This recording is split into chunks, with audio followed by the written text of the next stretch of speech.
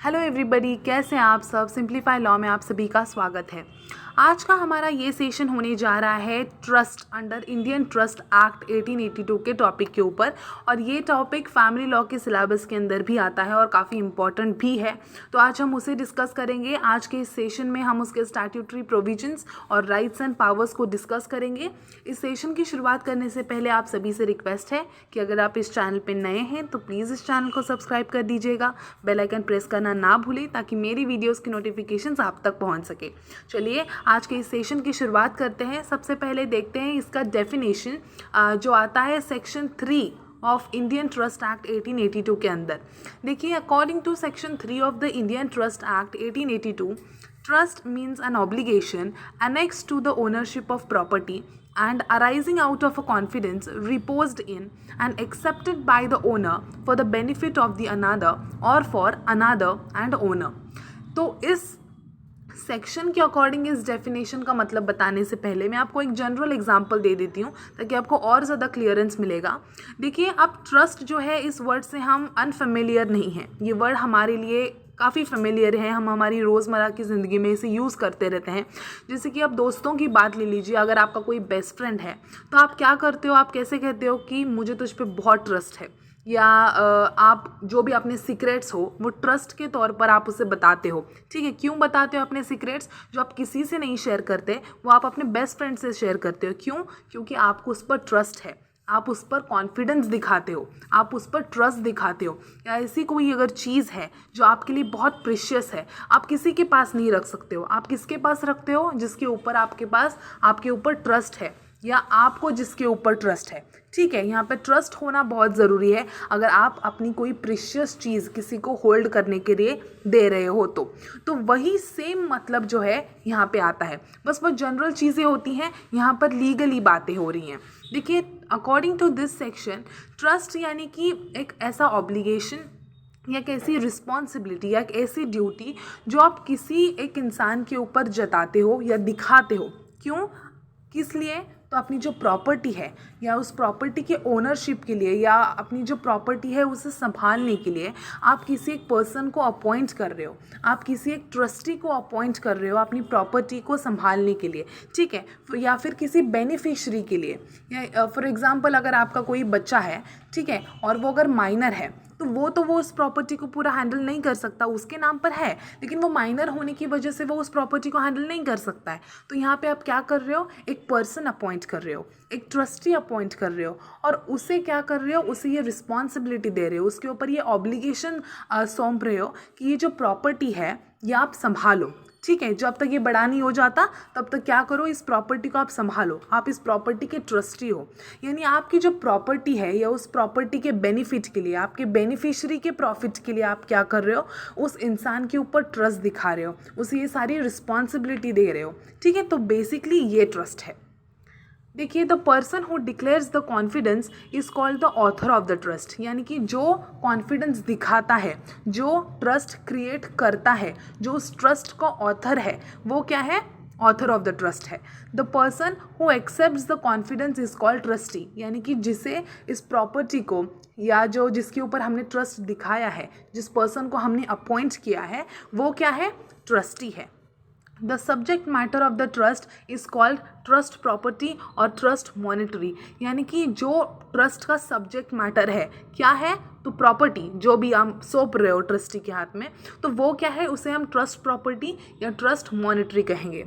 The written document through which trust is created is called instrument of trust over. यानी कि जो written document है जिसके अंदर जो भी ट्रस्ट के रिलेटेड जो भी प्रोविजंस है, जो चीज़ें मेंशन की गई हैं, वो क्या है? इंस्ट्रूमेंट ऑफ ट्रस्ट है। The person whose benefit the confidence is accepted is called beneficiary. यानी कि जिसके लिए ये सब चीज़ें चल रही हैं, जिसके बेनिफिट के लिए ट्रस्ट क्रिएट किया गया है, जैसे कि इस एग्जांपल मैंने बताया, जो बच्चा है वो उस ट्रस्ट का बेनिफिशरी है। आगे जाकर वो प्रॉपर्टी है, उस प्रॉपर्टी की जो भी बेनिफिट्स हैं वो उस बच्चे को मिलने वाले हैं, तो वो क्या है? बेनिफिशरी है। Okay, so thus a trust is an acceptance of an obligation by a person in against of some property or funds to use it or hold it for the benefit for the person whom the trust is created। जैसे अभी तक हमने बताया कि trust एक acceptance है obligation का, एक रिस्पॉन्सिबिलिटी का, एक ऑब्लिगेशन का एक एक्सेप्टेंस है जो हम किसी पर्सन के ऊपर दिखाते हैं। एक पर्सन अपॉइंट करते हैं और उसे उस प्रॉपर्टी को हैंडल करने के लिए, संभालने के लिए उसके ऊपर एक ट्रस्ट दिखाते हैं, तो वो बेसिकली क्या है, ट्रस्ट है। अब देखिए हम स्टैट्यूटरी मेथड्स डिस्कस करेंगे of creating trust under the Indian trust act 1882।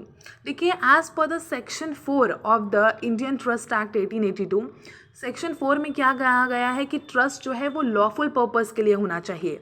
आपका जो भी पर्पस है ट्रस्ट क्रिएट करने का, वो किसी भी तरह से, किसी भी एंगल से अनलॉफुल नहीं होना चाहिए। No trust should be created for any unlawful purpose. Thus a trust which does not fall any of the following prohibitions is deemed to be for a lawful purpose, यानी कि जो नीचे गई mention की गई चीज़ें हैं उसके अंदर नहीं आना चाहिए आपका ट्रस्ट। ओके, जो कि पहला फॉरबिडन बाय लॉ, ठीक है, लॉ द्वारा फॉरबिडन नहीं होना चाहिए। Defeat the provision of law. Third, fraudulent. Fourth, injury to the person और प्रॉपर्टी। फिफ्थ, इमोरल और अपोज टू पब्लिक पॉलिसी। तो इन सभी प्रोहिबिशंस को अगर आपका ट्रस्ट नहीं मिलता है, नहीं रिलेट करता है, तो आपका ट्रस्ट क्या है, लॉफुल पर्पस है और आप ट्रस्ट बना सकते हो। देखिए एज पर सेक्शन 5 इसके अंदर क्या कहा है कि अगर आप इमूवेबल प्रॉपर्टी का अगर ट्रस्ट क्रिएट कर रहे हो, तो देखिए when we are doing trust of immovable property, it should be written, signed, registered either by another trust और by will over here। यानी कि अगर आप किसी इमूवेबल प्रॉपर्टी को कंसिडर करके या इमूवेबल प्रॉपर्टी का अगर ट्रस्ट बना रहे हो, तो वो प्रॉपरली रिटर्न, साइंड, रजिस्टर होना चाहिए किसी और दूसरी विल से या फिर अपनी विल से। ओके, तो ये कहा गया है। अब इमूवेबल प्रॉपर्टी है, उसका रिटर्न होना, उसका रजिस्टर्ड होना, ये किसी भी कॉन्ट्रैक्ट में कंपलसरी ही माना जाता है। Okay, so as per section 6 देखिए क्रिएशन ऑफ ट्रस्ट। तो यहाँ पे क्या है, there should be intention. Trust create करने का आपका इंटेंशन होना ज़रूरी है, ठीक है। Second, there should be very clear purpose. आपका जो पर्पस है वो काफ़ी क्लियर होना चाहिए, इसमें कोई अनसर्टनिटी नहीं होनी चाहिए। आप आपके पर्पस को लेकर काफ़ी पूरी तरह से सर्टन होना ज़रूरी है कि यस मुझे ट्रस्ट बनाना है। There should be very clear beneficiary defined, यानी कि आपका बेनिफिशरी कौन है, ये ट्रस्ट आप किसके लिए बना रहे हो, किसके बेनिफिट के लिए बना रहे हो, ये क्लियरली उसके अंदर डिफाइन होना ज़रूरी है। Fourth, certainty of trust property, यानी कि आपकी जो भी प्रॉपर्टी है जिसका आप ट्रस्ट बना रहे हो, जिसके लिए जिसके ऊपर आप अपनी ट्रस्ट क्रिएट कर रहे हो, तो उसका प्रॉपर डिफाइन करना उसे प्रॉपर, ये बहुत ज़रूरी है। वो प्रॉपर्टी जो है वो सर्टेनिटी होनी चाहिए उस प्रॉपर्टी में, स्पेसिफिकली आपको मेंशन करना चाहिए कि आप किस प्रॉपर्टी की बात कर रहे हो, किस प्रॉपर्टी के ऊपर ये ट्रस्ट क्रिएट कर रहे हो। तो ये सेक्शन 6 के अंदर मेंशन है। ओके, फोर्थ देखिए क्या कहा है कि there must be property which is very specific and transfer of such property from trust author to trustee should happen. यानी कि जो भी प्रॉपर्टी के बारे में आप बात कर रहे हो, जो भी प्रॉपर्टी का आप ट्रस्ट क्रिएट कर रहे हो, वो बहुत स्पेसिफिक होनी चाहिए और यहाँ पर ट्रांसफ़र होना ज़रूरी है ट्रस्ट ऑथर से, यानी कि जो ट्रस्ट बना रहा है, टू द ट्रस्टी ओवर, जिसके ऊपर आप ये इस प्रॉपर्टी की रिस्पॉन्सिबिलिटी सौंप रहे हो। ओके, अब देखिए सेक्शन 7 के अंदर क्या कहा गया है कि who may create a trust कौन बना सकता है। तो according to section 7 of the trust law in India, it says that a trust may be created by every person competent to contract. जो पर्सन कॉन्ट्रैक्ट करने के लिए कॉम्पिटेंट है वो ट्रस्ट बना सकता है। But where the trust is created on behalf of minor, permission from the civil court jurisdiction should be ordained first over. यानी कि अगर आप ट्रस्ट क्रिएट कर रहे हो एक माइनर के बिहाफ पे, तो यहाँ पे सिविल कोर्ट जुरिस्डिक्शन का क्या होना चाहिए, परमिशन पहले लेना बहुत ज़रूरी है। तो ये सेक्शन 7 के अंदर मेंशन किया गया है। अब देखिए सेक्शन 8 में क्या कहा गया है कि subject of trust. Under this provision the trust law requires that the subject matter must be property and are capable of being transfer to beneficiary. यानी कि जो भी आपका सब्जेक्ट मैटर है, जो भी आपकी प्रॉपर्टी है, वो कैपेबल होनी चाहिए ट्रांसफ़र करने के लिए बेनिफिशियरी को। तो ये सेक्शन 8 के अंदर मेंशन किया गया है। अब सेक्शन 9 में कहा गया है कि कौन बेनिफिशियरी हो सकता है। तो every person who is capable of holding a property can be the beneficiary under section 9। जो कि प्रॉपर्टी होल्ड कर सकता है, कोई भी हो सकता है पर्सन, ऐसे कोई स्पेसिफिक ऐसे यहाँ पे मेंशन नहीं किया है कि ये होना ज़रूरी है या ये होना ज़रूरी नहीं है, बेनिफिशियरी कोई भी हो सकता है। सेक्शन 10 में कहा गया है कि who may be trustee, trustee कौन हो सकता है, तो सेम वही है यहाँ पे कि every person is capable of holding property can be a trustee, कोई भी हो सकता है ट्रस्टी। अब देखते हैं हम ट्रस्टी के राइट्स और पावर्स क्या हैं। ठीक है, अब ट्रस्टी के ऊपर ये सारी बड़ी जिम्मेदारी हम अगर सौंप रहे हैं तो उसके पास कुछ पावर्स होनी चाहिए, ठीक है, और उसके पास कुछ राइट्स भी होने चाहिए। तो देखिए सबसे पहला राइट ये है कि right to title deed. Okay, a trustee is entitled to have in his possession the instrument of trust and all the documents of title relating solely to the trust property। यानी कि जो trustee है उसके हाथ में, उसके possession में जो भी है ट्रस्ट इंस्ट्रूमेंट ऑफ ट्रस्ट होना ज़रूरी है, उसके रिलेटेड, उस प्रॉपर्टी के रिलेटेड जो भी डॉक्यूमेंट ऑफ टाइटल है उसके पास, उसके पोजेशन में होने ज़रूरी हैं।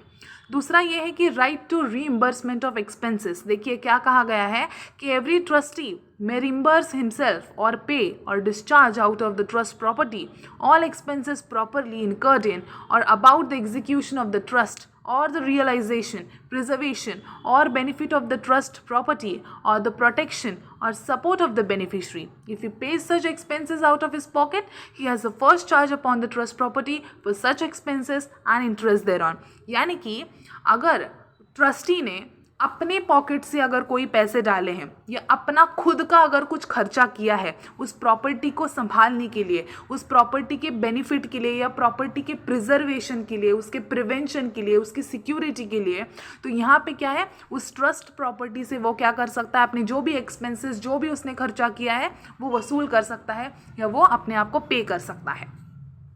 Next, right to indemnity from gainer by breach of trust. यानी कि देखिए where a breach of trust has occurred and a person other than a trustee has received benefit from the breach, he will be bound to indemnify the trustee. Such indemnity is not available to a trustee who has been guilty of fraud in breach of trust। यानी कि अगर breach of trust occur हुआ है, अगर breach of trust हुआ है trustee से नहीं, अगर किसी दूसरे पर्सन से, और इस ट्रस्ट का बेनिफिट या इस प्रॉपर्टी का बेनिफिट अगर किसी तीसरे या किसी दूसरे इंसान को मिला है, तो यहाँ पे उस इंसान को, ट्रस्टी को इंडेमनीफाई करना होगा, उसे जो भी कंपेंसेशन है वो देना होगा। लेकिन ऐसा इंडेमनिटी या ऐसा कंपेंसेशन ट्रस्टी को नहीं मिलेगा अगर वो खुद उस फ्रॉड में, या अगर वो खुद गिल्टी है, अगर वो खुद उस फ्रॉड में इन्वॉल्व है या उसने खुद उस ब्रीच किया है उस ट्रस्ट का, तो उसे कोई इंडेमनिटी या वो इंडेमनीफाई नहीं होगा, उसे कोई कंपेंसेशन, उसे कोई लॉस पेमेंट नहीं मिलेगा। देखिए नेक्स्ट क्या है, पावर टू सेल। ट्रस्टी के पास क्या है, पावर है टू सेल। देखिए क्या कहा है कि where a trustee has the authority to sell the trust property, he may sell the property subject to the charges or free of them. He may sell the whole property in one lot or in installment, either by public auction or by the private at one time or at different times, but the trustee can perform such activity when it is mention in the trust deed. यानी कि कहा है कि trustee के पास उस trust property को cell करने की ऑथोरिटी दी गई है, वो उस प्रॉपर्टी को सेल कर सकता है, चार्जेस लेके सेल कर सकता है या फ्री ऑफ कॉस्ट सेल कर सकता है, एक ही लॉट में एक साथ सेल कर सकता है या इंस्टॉलमेंट में सेल कर सकता है, पब्लिक ऑक्शन से सेल कर सकता है या प्राइवेटली सेल कर सकता है, एक ही बार में या अलग अलग टाइम पर। ठीक है, लेकिन ये सब चीज़ें ट्रस्टी तभी कर सकता है जब ये सब चीज़ें ट्रस्ट डीड में मेंशन कर दी गई हों, उसे इस बात की ऑथोरिटी दी गई हो कि वो ऐसे कर सकता है, तभी वो क्या करेगा, ये सब चीज़ें कर सकता है, वो सेल कर सकता है। ओके, अगला यह है कि power to convey. For the purpose of completing any such sale the trustee shall have power to convey or otherwise dispose of the property sold in such manner as may be necessary. यानी कि इस cell को complete करने के लिए trustee के पास ऐसी specifically power दे देनी चाहिए या पावर होनी चाहिए, ठीक है, कि वो इस प्रॉपर्टी को डिस्पोज करे, इस प्रॉपर्टी को कन्वे करे या ट्रांसफ़र करे किसी को जब भी उसकी ज़रूरत पड़े, तो बेनिफिशरी के प्रॉफिट के लिए, बेनिफिशरी के बेनिफिट के लिए, ये प्रॉपर्टी के बेनिफिट के तौर पर। ओके, अगला यह है कि power to apply property of minors for their maintenance. देखिए क्या कहा गया है कि where any property is held by a trustee in trust for a minor, such trustee may at his discretion pay to the guardians if any of such minor or otherwise apply for towards his maintenance or education or advancement in life or the reasonable expenses of his religious worship, marriage, funeral, the whole or any part of the income to which he may be entitled in respect of such property. Okay. तो यहाँ पे ये कहा गया है कि trustee जो है उसके पास ये पावर दी गई है कि ट्रस्ट के प्रॉपर्टी से या ट्रस्ट से अगर कोई जो भी एक्सपेंसेस हैं वो लेकर वो माइनर के बेनिफिट के लिए या गार्डियन को दे सकता है, उसके एजुकेशन के लिए, माइनर के मेंटेनेंस के लिए, ठीक है, उसकी शादी के लिए, फनरल के लिए, या जो भी उसे जब भी चीज़ों की ज़रूरत पड़े तो वो ट्रस्ट प्रॉपर्टी से या ट्रस्ट से उसका यूज़ कर सकता है, उसके एक्सपेंसेस वो दे सकता है। अब देखिए, general authority of trustees. A trustee has the right to do all such acts that are reasonable and proper for the realisation, protection or benefit of the trust property and also for the protection of a beneficiary is not competent to contract. This is known as general authority of trustee. जैसे कि अब तक हम देखते आए हैं, इसमें वही कहा गया है कि ट्रस्टी के हाथ में वो पावर है, ट्रस्टी के पास वो अधिकार है कि वो सब चीज़ें कर सकता है जो रीजनेबल है या ज़रूरी हैं बेनिफिट ट्रस्टी के ट्रस्ट प्रॉपर्टी के बेनिफिट के लिए, ट्रस्ट प्रॉपर्टी के प्रोटेक्शन के लिए, या बेनिफिशरी के प्रॉपर्टी के या बेनिफिशरी के बेनिफिट के लिए जो भी चीज़ें ज़रूरी हैं वो ट्रस्टी कर सकता है। क्योंकि क्या है, जो बेनिफिशरी है वो कॉम्पिटेंट नहीं है कॉन्ट्रैक्ट के लिए, ठीक है, अगर वो माइनर है तो, इंसेन है तो यहाँ पे क्या है, ट्रस्टी को वो अथॉरिटी दी गई है कि जो भी ज़रूरी पड़े, जो भी नेसेसरी हो बेनिफिट के लिए, प्रॉपर्टी के या फिर बेनिफिशरी के, वो खुद वो चीज़ें कर सकता है। तो बेसिकली ये ट्रस्ट है और ये पावर्स एंड राइट्स हैं ट्रस्टी के। आई होप आपको आज का ये सेशन पसंद आया होगा। काफ़ी सिंपल लैंग्वेज में समझाने की कोशिश की है। अगर आपको ये सेशन अच्छा लगा हो, पसंद आया हो, तो प्लीज़ लाइक कर दीजिएगा, शेयर कीजिएगा अपने फ्रेंड्स के साथ, कमेंट करना ना भूलें। अपने जो भी डाउट्स हैं आप कमेंट में पूछ सकते हो, और सब्सक्राइब कीजिए, बेल आइकन प्रेस करना ना भूलें ताकि मेरी वीडियोज़ की नोटिफिकेशंस आप तक पहुँच सके। Thank you so much.